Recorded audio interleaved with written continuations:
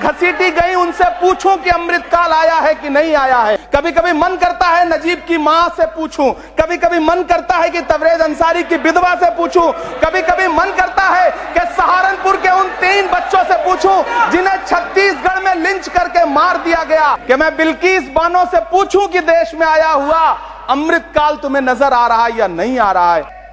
हाथरस में जलाई गई उस दलित बिटिया जो बलात्कृत थी, उसको स्वर्ग में संदेशा भेजूं और उससे पूछूं कि आया हुआ अमृतकाल तुम्हें दिख रहा है या नहीं दिख रहा है। जनता ने दिखा दिया कि दर्द की हद से गुजारे तो सभी जाएंगे, दर्द की हद से गुजारे तो सभी जाएंगे, तैरे या डूबे किनारे तो सभी जाएंगे, कोई कितनी भी बुलंदी पे चला जाए मगर आसमानों से उतारे तो सभी जाएंगे।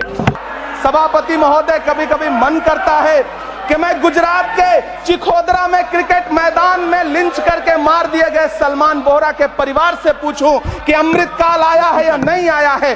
सभापति महोदय, कभी कभी मन करता है कि भीड़ के जरिए लिंच करके मारे गए पहलू खान की 85 साल की दोनों आंखों की अंधी मां से पूछूं कि देश में आया अमृतकाल तुम्हें दिख रहा है या नहीं दिख रहा है। कभी कभी मन करता है कि ईद के कपड़े खरीद कर लौट रहे 17 साल के हाफिज जुनैद से पूछूं, जिसे बल्लभगढ़ में ट्रेन में लिंच करके मार दिया गया, कि अमृतकाल आया है या नहीं आया है। कि मणिपुर में निर्वस्त्र करके घुमाई गई बेटियों से पूछूं कि अमृतकाल आया है या नहीं आया है। कभी कभी मन करता है, सरकारी भाषण की मजबूरियां होती हैं, सरकार की तारीफ करनी पड़ती है। आईना हूं दिखाऊंगा दाग चेहरों के, मैं आईना हूं दिखाऊंगा दाग चेहरों के, जिसे बुरा लगे वो सामने से हट जाए। कांग्रेस मुक्त भारत का नारा लगाने वाले प्रधानमंत्री जी अपनी पथराई आंखों से किंग कर्तव्य विमूढ़ होकर समीक्षा में लगे हुए हैं कि आखिर कसर कहां रह गई।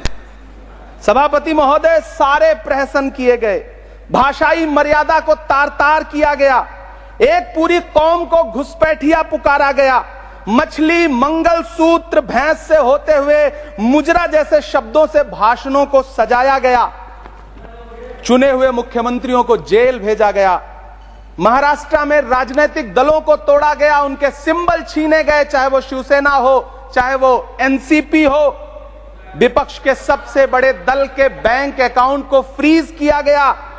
उसके बाद मोदी सरकार चुनाव लड़ने के लिए जनता के दरबार में गई, लेकिन बाहरी जनता ने दिखा दिया कि दर्द की हद से गुजारे तो सभी जाएंगे, दर्द की हद से गुजारे तो सभी जाएंगे, तैरे या डूबे किनारे तो सभी जाएंगे, कोई कितनी भी बुलंदी पे चला जाए मगर आसमानों से उतारे तो सभी जाएंगे।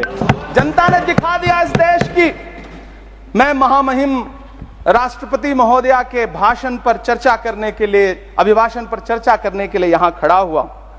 सरकारी भाषण की मजबूरियां होती हैं, सरकार की तारीफ करनी पड़ती है, लेकिन जिस एक शब्द के इर्द गिर्द पूरा भाषण बुना गया था वो था अमृतकाल। सभापति महोदय, छात्र नौकरी मांगने पर लाठियां खा रहे हैं, 2 जून की रोटी मुहाल है, पेपर लीक ने लाखों छात्रों का भविष्य चौपट कर दिया है और देश को बताया जा रहा है कि अमृतकाल आया है। कभी कभी मेरा मन करता है कि मणिपुर में निर्वस्त्र करके घुमाई गई बेटियों से पूछूं कि अमृतकाल आया है या नहीं आया है। कभी कभी मेरा मन करता है सभापति महोदय कि देश के लिए ओलंपिक लाने वाली बेटियां जो इसी जंतर मंतर पर घसीटी गई, उनसे पूछूं कि अमृतकाल आया है कि नहीं आया है। कभी कभी मेरा मन करता है कि रात के 2 बजे बिना परिवार की मर्जी के हाथरस में जलाई गई उस दलित बिटिया जो बलात्कृत थी, उसको स्वर्ग में संदेशा भेजूं और उससे पूछूं कि आया हुआ अमृतकाल तुम्हें दिख रहा है या नहीं दिख रहा है। कभी कभी मन करता है कि मैं बिल्किस बानो से पूछूं कि देश में आया हुआ अमृतकाल तुम्हें नजर आ रहा है या नहीं आ रहा है।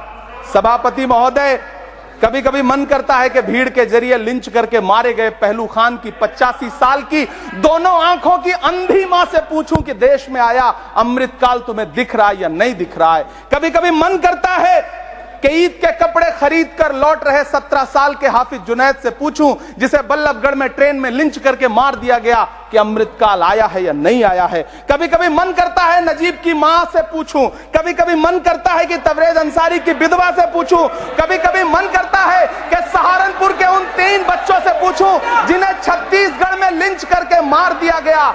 सभापति महोदय, कभी कभी मन करता है कि मैं गुजरात के चिखोदरा में क्रिकेट मैदान में लिंच करके मार दिए गए सलमान बोहरा के परिवार से पूछूं कि अमृतकाल आया है या नहीं आया है। कभी कभी मन करता है कि मैं अलीगढ़ के औरंगजेब उर्फ फरीद से पूछूं, जिसे लिंच करके मार दिया गया और बाद में उसी मृतक के ऊपर डकैती का मुकदमा कायम किया गया।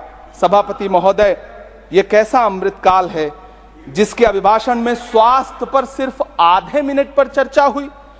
कैंसर के मरीज दिन ब दिन बढ़ रहे हैं, हार्ट अटैक से हंसते खेलते बच्चे जान गंवा रहे हैं, कभी क्रिकेट के मैदान में, कभी जिम में, और इस सरकार के पास स्वास्थ्य पर बात करने के लिए आधा मिनट है।